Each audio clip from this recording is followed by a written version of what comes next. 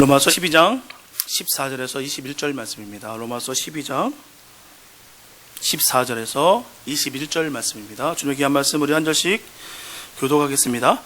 너희를 핍박하는 자를 축복하라. 축복하고 저주하지 말라. 즐거워하는 자들로 함께 즐거워하고 우는 자들로 함께 울라. 서로 마음을 같이하며 높은 데 마음을 두지 말고 도리어 낮은 데에 처하며 스스로 지혜 있는 채 말라. 아무에게도 악으로 악을 갚지 말고 모든 사람 앞에서 선한 일을 도모하라. 할 수 있거든 너희로서는 모든 사람으로 더불어 평하라. 내 사랑하는 자들아, 너희가 친히 원수를 갚지 말고 진노하심에 맡기라. 기록되었으되 원수 갚는 것이 내게 있으니 내가 갚으리라고 주께서 말씀하시니라. 내 원수가 줄이거든 먹이고 목마르거든 마시오라. 그리함으로 내가 숯불을 그 머리에 쌓아 놓으리라. 다시 있습니다.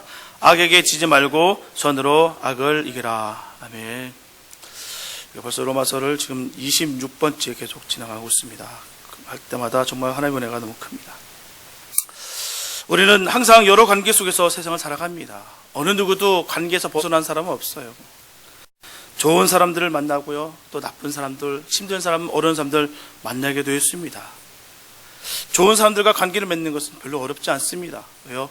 만날수록 더 기쁘거든요. 행복하거든요. 하지만 문제는요, 항상 좋은 사람만 만나지 못한다는 것이에요. 때로는 좋지 못한 사람들과도 관계를 이뤄댑니다. 세상은 분명 선한 사람들만 사는 곳이 아니에요. 나쁜 사람들도 분명히 있습니다. 이유 없이 나를 미워하고 핍박하고 괴롭히는 사람들이 있습니다. 이런 사람들과 좋은 관계를 맺어간다는 것은 너무나도 어려워요. 하지만 성경은 전하기를 이런 사람들과도 좋은 관계를 가져야 된다고 말씀하고 있습니다. 그 이유는 첫째, 다른 사람들과의 관계는 하나님과 나의 관계에 연결되기 때문입니다. 우리는 흔히 하나님과의 관계와 사람과의 관계를 별개의 것으로 여깁니다. 다르다고 여기며, 그래서 하나님과의 관계만 바로 되면 족하다고 생각하고요, 여기에만 관심을 쏟는 사람들이 많이 있습니다. 아, 저 사람 나랑 연 끊어버리면 되는데 뭐 하나님과의 관계만 됐으면 됐지, 뭐 사람들과 하는 게 아무 소용도 없지, 아무것도 아니야 라고 여기는 분들이 많이 있습니다. 신앙생활 깊다고 하시는 분들 중에서도 그런 말씀하시는 분들이 간혹 있어요. 하지만 분명한 사실은 그렇지가 않다는 것입니다. 분명하게 사람과의 관계는 하나님과의 관계와 분명히 연결됩니다. 사람과의 관계가 바로 되지 않으면 하나님과의 관계도 바로 될 수가 없습니다. 그래서 예수님께서 말씀하시기를 예물을 제단에 드리다가 형제에게 원망들을 만한 일이 있는 줄 생각나거든 예물을 제단 앞에 두고 먼저 가서 형제와 화목하고 그 후에 와서 예물을 드리라고 분명히 우리 예수님께서 말씀하셨습니다. 여기서 예물을 제단에 드린다는 말은요, 헌금을 드린다는 말이 아닙니다. 하나님께 예배 드린다는 뜻이에요. 바로 하나님과의 관계를 분명하게 얘기하고 있습니다. 의미하고 있는 것이에요. 그런데 하나님께서 예물을 드리려다가 형제에게 원망들을 만한 일이 생각나면 예물을 두고 먼저 가서 형제와 화목하고 그 다음에 와서 예물을 드리라는 것입니다. 예배를 드리라는 것이에요. 사람들과의 원망하는 관계를 그대로 가지고서는 하나님과의 관계가 바로 될 수 없다는 뜻입니다. 형제와 화해하지 않으면 하나님께서는 그가 드리는 예배도 받지 않는다는 것입니다. 그가 드리는 기도도 듣지 않는다는 것입니다. 그가 드리는 헌금도 받지 않으시겠다는 것입니다. 사람과 화해해야 하나님과도 화해될 수가 있습니다. 요한사도 역시 전하기를 보는 바 그 형제를 사랑하지 아니하는 자가 보이지 못하는 바 하나님을 사랑할 수 없다라고 되어 있습니다. 분명히 거짓말이래요. 보이지 않는 하나님을 믿는다는 것은 내가 그 형제를 사랑하는 모습을 통해서 분명히 주님께서는 아신다는 것입니다.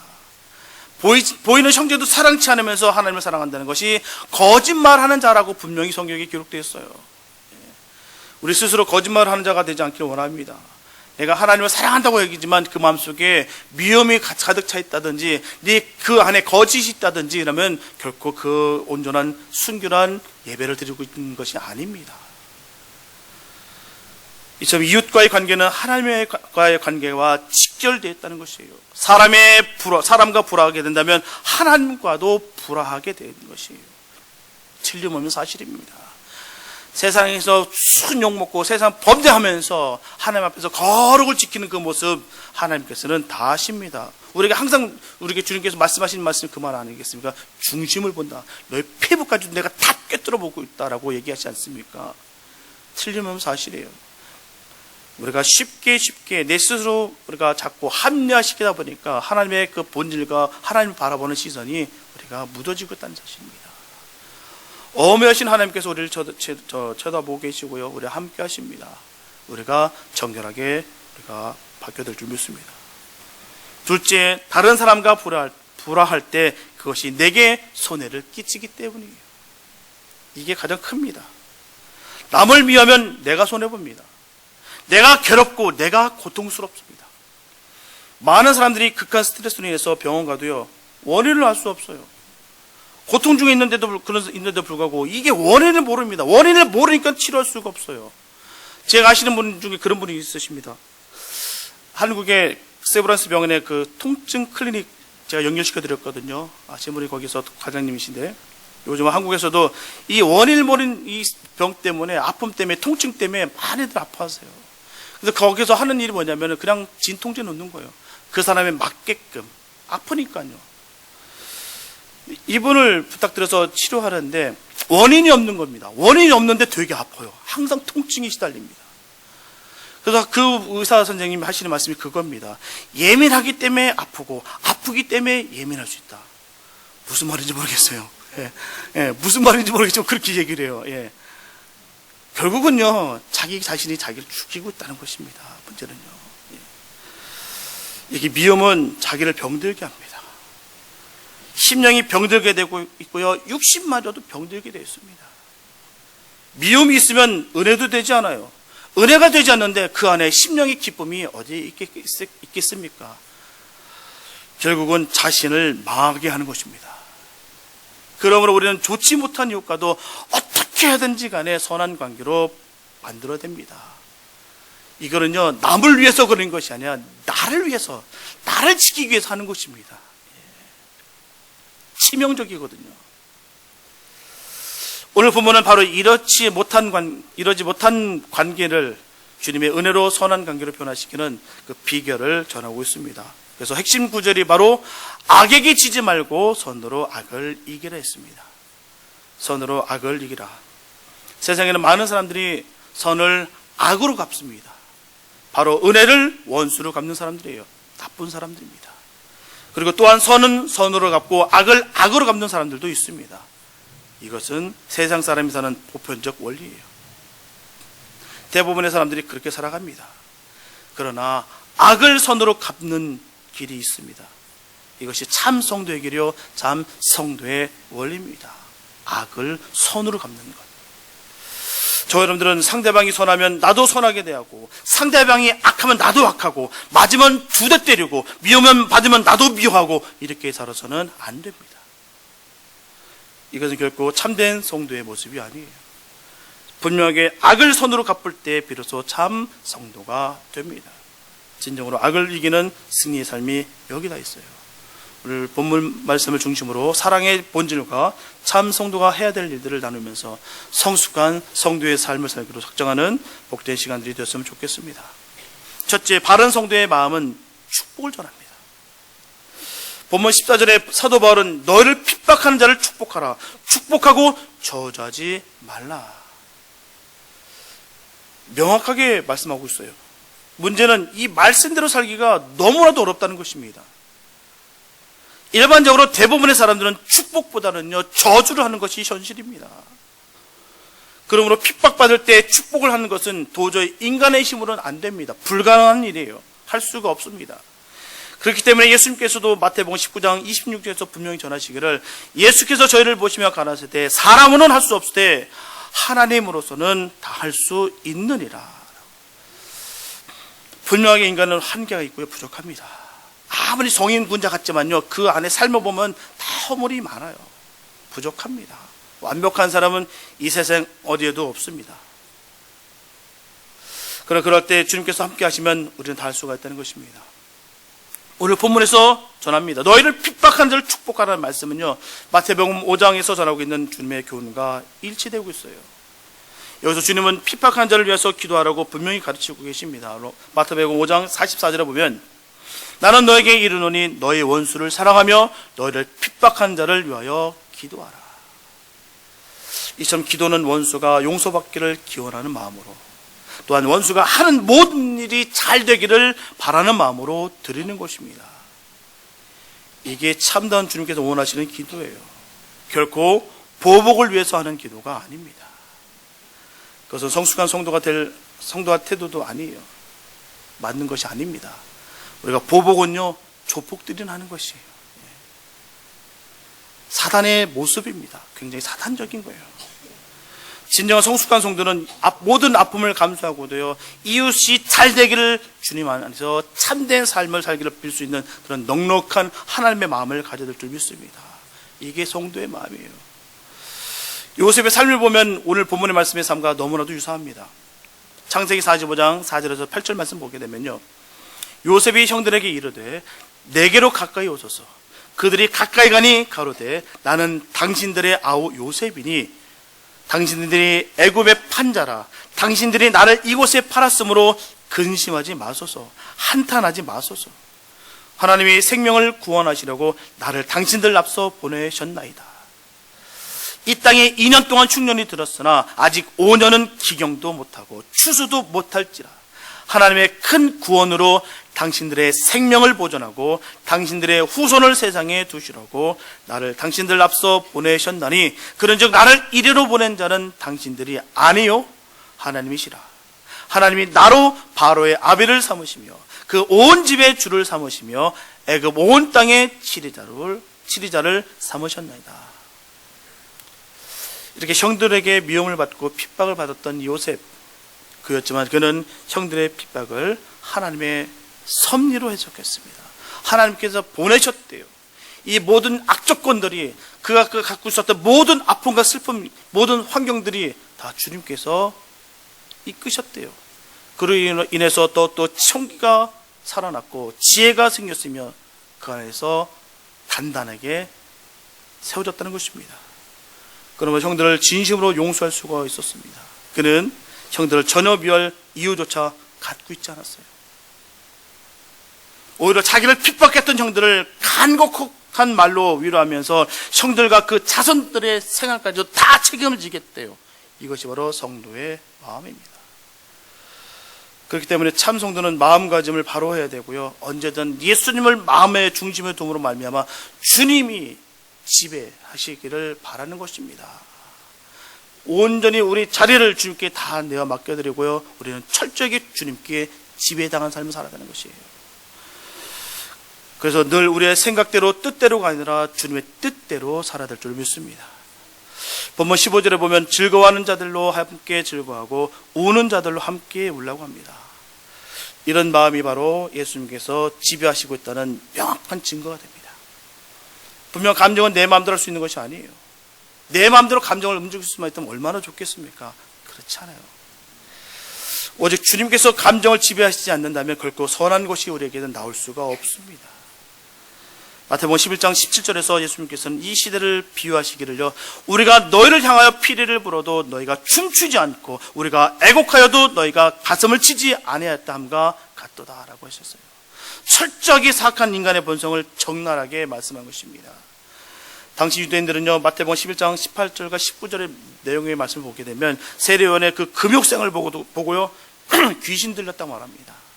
또 예수님께서 천한 사람들과 함께 먹고 마시며 그들과 함께 하셨을 때, 그들을 상종하셨을 때 그들은 천박하고 도덕적으로 방종하다라고 예수님께 전합니다. 그들은 어떻게 해서라도 격려와 칭찬하기보다는요, 비난하고 흠집만을 찾으려고 애썼습니다. 이러한 모습이 일반적인 사고이며 또한 우리의 모습은 아닌지 우리가 점검해 봤으면 좋겠습니다. 초기 기독교 교부였던 크리소스톰 대주교는 전합니다. 우는 자들과 함께 우는 것보다 즐거워하는 자들과 함께 즐거워하는 일이 훨씬 더 어렵다. 그것은 그리스도인의 높은 성품을 요구한다. 기뻐하는 것을 시기하지 않을 뿐만 아니라 칭찬받는 사람과 함께 기쁨을 나누기까지 한다는 것은 고상한 마음을 요구한다.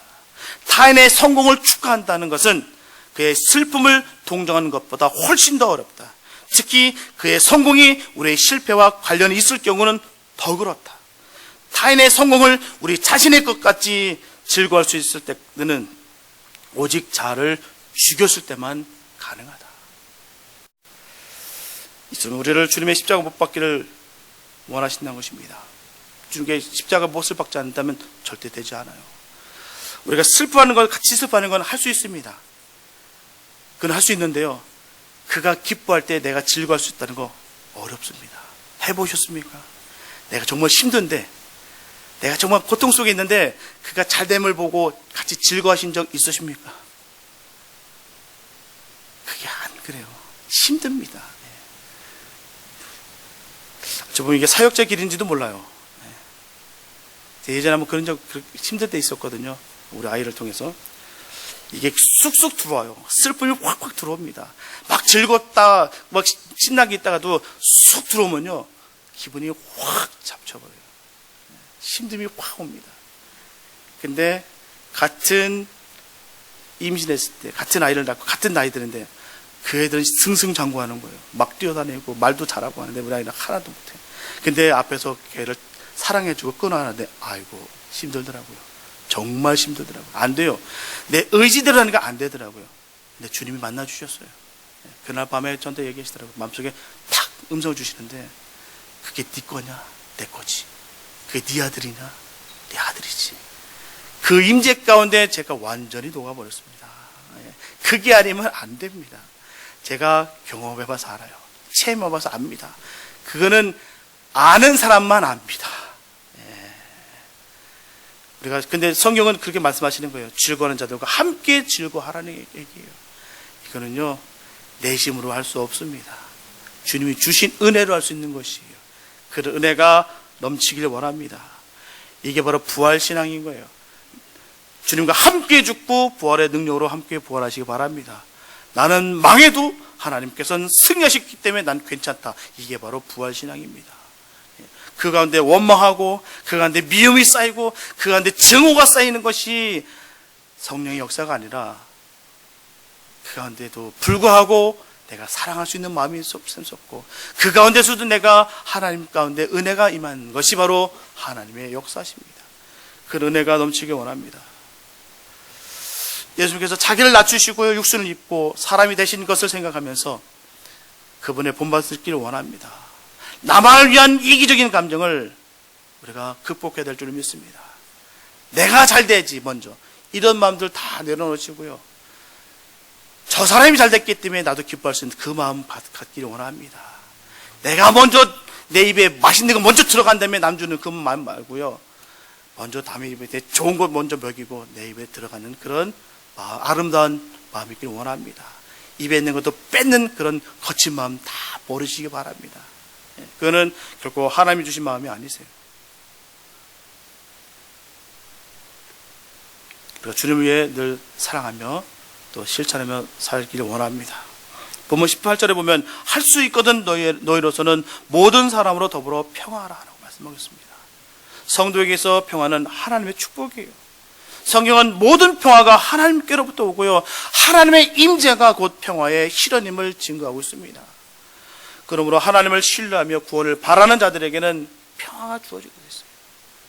성도들에게 있어서 평화는 하나님의 임재심을 확신함으로 말미암아 얻게 되는 것입니다. 결국 저주가 아닌 축복을 전함으로 말미암아 평화를 얻게 되는 것이에요. 바로 하나님으로부터 축복을 받게 되는 것입니다. 그렇기 때문에 우리는요, 나를 위해서라도 우리는 축복하시기 바랍니다. 내가 축복하지 않고 내가 갖고 있는 내 썩갈대로 살아가게 되면요, 결국은 내가 죽습니다. 아무리 많은 것을 얻었다 할지라도 그 마음에 평안과 평화가 없다면 아무것도 아니에요. 언제라도 주님께서 주시는 은혜로 말미암아 조금도 요동치 않는 그 평화를 얻으시기 바랍니다. 그 복을 받는 저와 여러분 되시기를 예수님의 이름으로 축복합니다. 두 번째, 바른 성도의 마음은 주님께 맡기는 것입니다. 본문 17절에 보면 아무에게도 악으로 악을 갚지 말고 모든 사람 앞에서 선한 일을 도모하라고 했습니다. 본문 19절에 보면 내 사랑하는 자들아 너희로 친히 원수를 갚지 말고 진노하심에 맡기라. 기록되었을 때 원수 갚는 것이 내게 있으니 내가 갚으리라고 주께서 말씀하시니라. 이 말씀은 예수님의 산상보훈의 정신을 그대로 반영한 말씀입니다.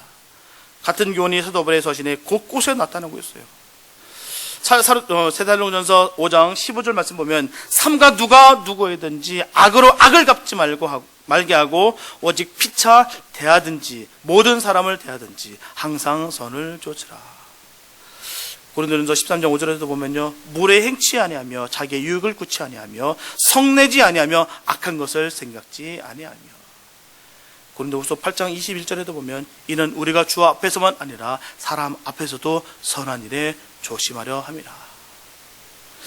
분명하게 예수님께서 제자들에게 옛 교훈을 변경하시고요, 모든 것을 사랑할 것을 가르치기 전에는 당연히 구약의 말씀들을 따랐습니다. 바로 악은 악으로, 눈은 눈으로 원수를 갚는 것이 옳은 행동이었어요. 출애굽기 21장 23절에서 25절 말씀 보게 되면요, 생명은 생명으로, 눈은 눈으로, 이는 이로, 손은 손으로, 발은 발로, 데운 것은 데움으로, 상하게 한 것은 상함으로, 때린 것은 때림으로 갚을지니라. 이렇게 말씀하셨습니다. 그래서 지금까지 유대인들은 이 말씀을 따랐어요. 하지만 예수님께서는 마태복음 5장 38절에서 44절에서 분명하게 말씀해 주셨습니다. 또 눈은 눈으로, 이는 이로 갚으라 하였다는 것을 너희가 들었으나 나는 너에게 이르노니 악한 자를 대적지 말라. 누구든지 내 오른편 뺨을 치거든 왼편도 돌려대며 또 너를 송사하여 속옷을 가지고자 하는 자에게 겉옷까지도 가지게 하며 또 누구든지 너로 억지로 오리를 가게 하거든 그 사람과 십리를 동행하고 내게 구하는 자에게 주며 내게 꾸고하는 자에게 거절하지 말라. 또 내 이웃을 사랑하고 내 원수를 미워하라 하였다는 것을 너희가 들었으나 나는 너희에게 이르노니 너희 원수를 사랑하며 너희를 핍박하는 자를 위하여 기도하라. 우리 예수님께서 하신 말씀입니다. 지금까지 있었던 모든 말들 내가 다 알아. 그러나 내가 다시 말씀할 거야 라고 주신 말씀이에요. 이 말씀이 바로 예수님께서 원수를 대하는 명확한 태도라는 것입니다. 오히려 악한 자를 대적지 말고 오른뺨을 치거든 왼뺨도 돌려대라는 것입니다. 그렇게 가르쳤어요. 더 나아가 옛사람은 또 내 이웃을 사랑하고 원수를 미워라 했으나 나는 너에게 이르노니 너의 원수를 사랑하며 너희를 핍박하는 자를 위하여 기도하라 라고 주님께서 말씀하셨습니다. 이처럼 악을 악으로 갚지 않고 조건 없이 원수까지도 사랑하는 예수님의 이 정신이야말로 인간의 윤리에서 최고의 덕목의 자리를 차지하고 있습니다. 악을 악으로 갚으라는 수많은 교훈들이 있어요. 유교도 마찬가지고요, 무슬림도 마찬가지고요, 저 헬라 문화도 마찬가지입니다. 거기는 다 그거예요. 악을 악으로 갚아라. 한 대 맞으면 여러 대 때라. 그겁니다. 심지어 좋은 봉을 위해서 악을 자비로 갚으라는 그 불경도 있어요. 근데 이거와 비교가 되지 않습니다. 주님께서 주신 말씀은 이거랑 비교되지 않아요. 저와 여러분들은요, 주님께서 말씀 말씀이 바로 사랑만 하면 된다는 것입니다. 사랑만 해라. 이제부터는 모든 것을 주님께서 신원하시겠다는 것입니다. 내가 사랑하기 때문에 내가 공로가 얻어지고 내가 구원을 이루고 그런 것이 아닙니다. 우리는 해야 될 일을 하기만 하면 주님께서는 모든 것을 다 채워주시겠다는 것입니다. 주님께서 신원하시겠다는 거예요.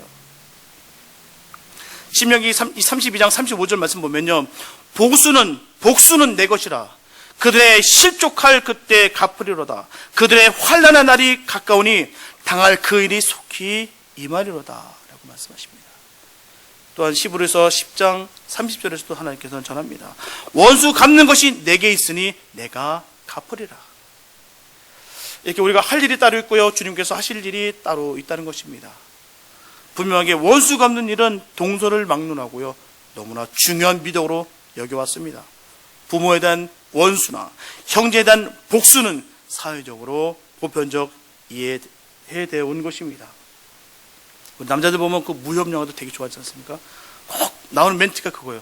내 부모님의 원수, 내가 무술을 연마하고 가서 내가 이 가문을 박살내라. 이거 아닙니까? 모든 무협 영화 보면 다 그거예요. 예. 내 아버지의 원수, 내 부모의 원수. 그러면 서로 주거니 받거니 계속 이 가문 저 가문 박살내는 게 바로 무협 영화입니다. 로미오 줄리엣 안 그렇습니까? 원수된 가문에서 그 안에서 사랑이 싹 텄지만 결국 두 남녀가 죽음에 이르는 비극 아니겠습니까? 오히려 자식이 장성하면서도 불구하고 부모의 형제의 원수를 갚지 못한다면 그것은 무능한 것으로 간주해버렸어요.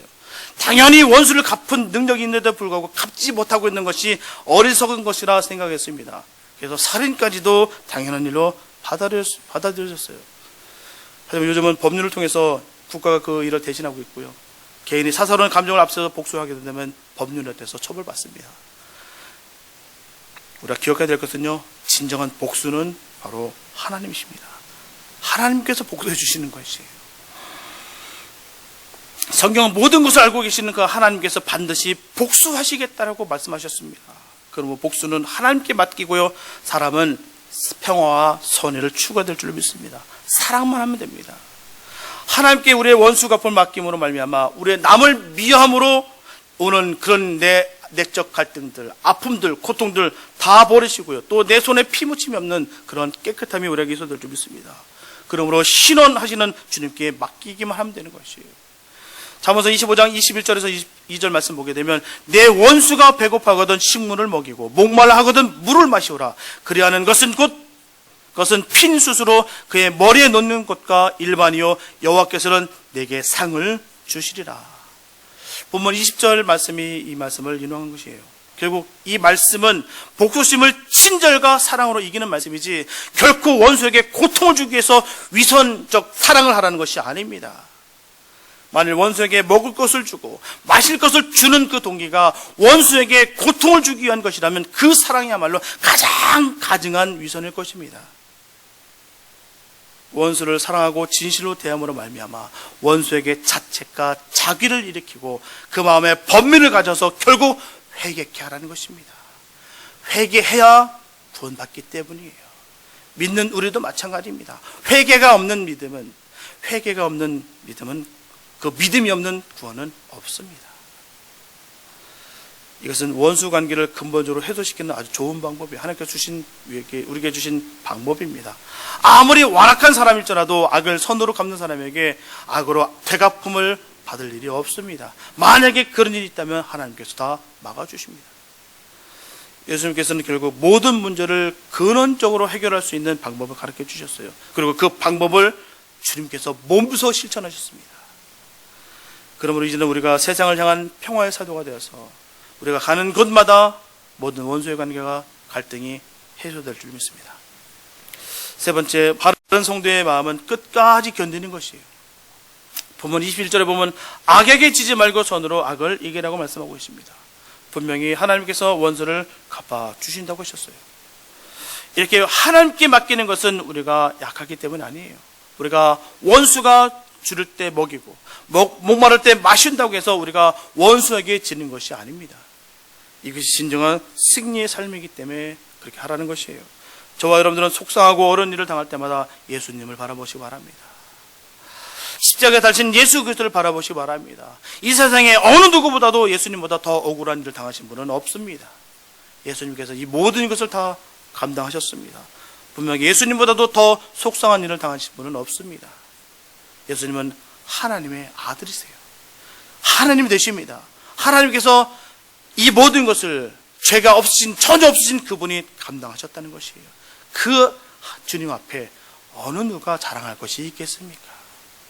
그 앞에 내가 어떻게 복수심이 나타날 수가 있겠습니까? 어떻게 그 앞에 내 안에 분이 날 수가 있겠습니까? 순전히 저와 여러분들을 대신해서 우리 주님께서 고통을 다 당하셨습니다. 십자가에 못 박혀 죽으심을 당하셨어요. 억울한 일을 당할 때마다 십자가에 달리신 그 예수님을 바라보시기 바랍니다. 그럴 때 우리도 예수님처럼 선으로 악을 이길 수가 있어요. 우리도 사랑으로 승리할 수가 있습니다. 초대교회에 나오는 스데반 집사의 죽음은 너무나도 귀합니다. 오직 예수님으로 승리하는 장면을 보게 됩니다. 사도행전 7장 54절에서 60절 말씀 보게 된다면 저희가 이 말을 듣고 마음에 찔려 저를 향하여 이를 갈거늘 스데반의 성령이 충만하여 하늘을 우러러 주목하여 하나님의 영광과 및 예수께서 하나님 우편에 서신 것을 보고 말하되 보라 하늘이 열리고 인자가 하나님 우편에 서신 것을 보노라 한데 저희가 큰 소리를 지르며 귀를 막고 일심으로 그에게 달려들어 성 밖에 내치고 돌로 칠세 증인들이 옷을 벗어 사오리라 하는 성년의 발 앞에 두니라. 저희가 돌로 스데반을 치니 스데반이 부르짖어 가로되 주여 예수여 내 영혼을 받으시옵소서 하고 무릎을 꿇고 크게 불러 가로되 주여 이 죄를 저들에게 돌리지 마옵소서 이 말을 하고 자니라. 여기서 스데반 집사를 죽인 사람들은요, 공회원들이었습니다. 이처럼 스데반 집사가 강도나 깡패 맞아 죽은 것이 아니에요. 불황당때 당한 것이 아닙니다. 하나님을 잘 믿는다고 자처하는 종교인들에게 스데반 집사는 죽었습니다. 사도행전 7장을 보게 되면 스데반 집사는 긴 설교를 했어요. 저들은 그 설교를 다 듣고 나서 돌로 쳐 죽였습니다. 사실 무능하고 부족하여서 말씀을 듣지 못하여서 몰라서가 아니에요. 복음을 못 들어서가 아닙니다. 복음을 분명히 들었습니다. 그러나 이유가 무엇이든 간에 말씀을 듣는 현장에서 마음문을 열지 못했을 때 악에 찬 사람이 된다는 것입니다. 54절에 보면 저희가 이 말을 듣고 마음에 찔렸다라고 했어요. 우리가 주님의 말씀을 들을 때마다 이 말씀이 우리의 말씀 되기 원합니다. 저 사람의 말씀도 아니라 힘들기 때문에 쉽다 뱉어버리는 것이 아니라 그 말씀을 받으시기 바랍니다. 그 말씀이 찔림으로 끝나버리면 아무것도 안 해요. 그 안에서 내 안에서 공부를 일어나게 된다면 그 말씀은 살아 역사하는 말씀이 된 것이 아닙니다. 이들은요 그 말씀을 다 들었어요. 근데 그들은 마음에 찔렸다라고 했고 그 말씀이 끝나자마자 그들은 돌로 던졌습니다. 돌로 쳤어요. 그리고 그를 죽였습니다. 회개는커녕 오히려 돌로 들어 스담을 쳐 죽였다는 것이에요. 그들은 악이 극에 달했습니다. 이것이 스담을 죽인 사람들의 모습이에요. 그런 그들에게 스데반 집사는요 저주와 증오가 아닌 바로 사랑으로 선언하기를 무릎을 꿇고 크게 불러 가로되 주여 이 죄를 저들에게 돌리지 마옵소서. 결국 이런 스데반 집사의 모습을 통해서 옆에서 사형 집행하는 그 사람들의 옷을 들고 있었던 사도 바울이 나중에 주님을 만나게 되었고요 완전히 거듭나게 돼서 이방의 사도가 되었을 때 지은 죄를 그때를 생각하면서 생명 다해 주님의 사형을 감당했다라는 것입니다. 결국 스데반 집사는 무능하고 부족하고 마땅히 죽어야 돼서 죽은 것이 아닙니다. 오직 주님의 복음을 전하다가 순교하는 것이에요. 저와 여러분들은 목숨을 빼앗는 자를 용서달라고 기도하는 그 스데반 집사를 생각할 때 우리는 나에게 모욕을 준 사람, 나에게 수치를 준 사람, 나를 아프게 한 사람, 도저히 용서가 안 되는 사람을 용서할 수 있어야 될 줄로 믿습니다. 사랑할 수 있어야 될 줄 믿습니다. 이런 기도를 저와 여러분들이 드릴 수 있어야 되는 것이에요. 폴 틸리라는 그 신학자는 전합니다. 누구나 성도가 되기 전에 참 성도를 만나야 된다라고 전하고 있습니다. 내가 예수를 만나기 전에 누군가 참 예수 믿는 사람을 만나야 된다는 것이에요. 저와 여러분들이 이런 삶을 살아야 될 줄로 믿습니다. 우리들의 모습 속에서 예수님의 모습이 나타나는 증거가 있어야 될 줄로 믿습니다. 갈라디아서 5장 6절에 보면 그리스도 예수 안에서는 할례나 무할례가 효력이 없되 사랑으로서 역사는 믿음뿐이라고 말씀하고 있어요. 이처럼 믿음의 역사하는 능력은 사랑이 있음을 분명히 말하고 있습니다. 분명한 것은 사랑이 없는 곳에는요 믿음이 존재할 수가 없습니다. 함께 연결되는 것이에요. 그리고 고린도전서 13장 13절에 보면 믿음, 소망, 사랑 이 세 가지는 항상 있을 것인데 그 중에 제일은 사랑이라 전하고 있습니다. 이렇게 사랑이 없으면 소망도 없다는 말씀이에요. 그러므로 사랑은 성도의 최대 면류관이며 계급장이며 승리의 능력입니다. 불법이 성하고 사랑이 식어진 시대에 저 여러분들은 바로 사랑으로 승리해서 항상 자유와 능력이 넘치는 삶을 살아가시기를 예수님으로 축복합니다.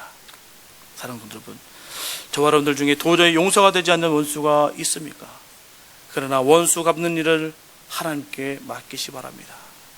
본문 19절에서 명확하게 말씀하시기를 내 사랑하는 자들아 너희가 친히 원수를 갚지 말고 진노하심에 맡기라. 기록되었을 때 원수 갚는 것이 내게 있으니 내가 갚으리라고 주께서 말씀하시니라.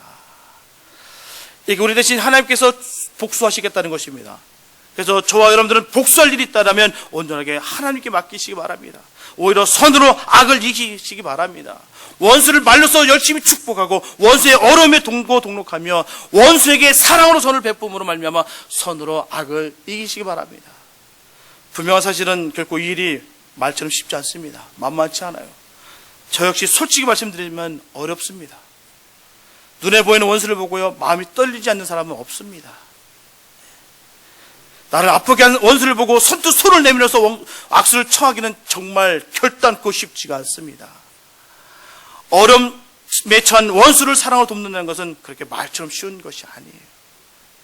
인간의 힘으로는 도저히 불가능합니다. 할 수가 없습니다. 할 수 있는 일이 아니에요. 하지만 성령의 능력으로는 가능합니다. 우리가 능력받는 이유가 거기 있는 것이에요. 성령 받아서 능력 있는 게 뭐겠습니까? 이거 하려고 받는 것이에요. 산을 들어서 던지는 능력이 능력만 아닙니다. 그것도 능력이지만 그보다 더한 능력은요, 성령의 능력으로 말미암아 영혼을 사랑할 수 있는 마음입니다. 이게 큰 능력이에요.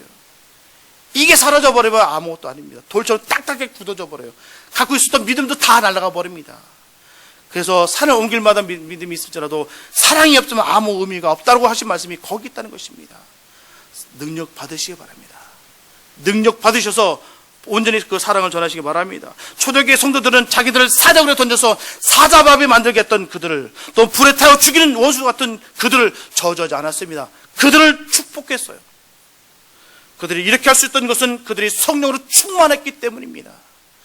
그냥 워낙 사람들이 독하니까, 워낙 사람들이 강하니까 그렇게 할 수 있는 것이 아닙니다. 성령 충만했기 때문에 그렇게 할 수 있는 것이에요. 인간의 힘으로는 할 수 없지만 분명히 성령의 능력으로는 그들을 선으로 악을 이길 수가 있습니다. 저 여러분들은 성령의 능력으로 말미암아 원수를 축복하시기 바랍니다. 사랑하시기 바랍니다. 성령의 능력으로 받아 선으로 악을 끝까지 이기시기 바랍니다. 그래서 마지막 주님 만나는 그날에 주님께 칭찬을 받고 천국의 유업을 받게 되는 축복의 사람들이 다 되시기를 예수님의 이름으로 축원합니다. 기도합니다. 하나님 아버지 감사를 드립니다. 맞았다고 때리고 미움받았다고 미워하며 살아가던 저희들 주님의 음성을 들었습니다. 악에게 지지 말고 선으로 악을 이기라고 하셨습니다. 우리는 늘 하나님의 말씀을 들으면서도 이 말씀과 우리 생활은 좀 거리가 있는 것처럼 생각할 때가 너무나도 많았습니다. 주님, 저희들의 마음에 주님의 마음을 부어주시옵소서. 그로 인해서 우리가 또 악해지는 일이 없게 하여 주시옵소서. 악에게 지지 말고 선으로 악을 이길 수 있는 그런 승리자가 되게 하여 주시옵소서. 그래야 모든 것을 주께 맡기고 우리는 오직 선으로 사랑으로 살아갈 수 있도록 인도하여 주시옵시고 주님 도와주시옵소서. 선으로 악을 이기로 말미암아 참 승리의 기쁨을 체험하는 주의 자녀들 다 되게 하여 주시옵소서. 예수님의 이름으로 기도합니다. 아멘.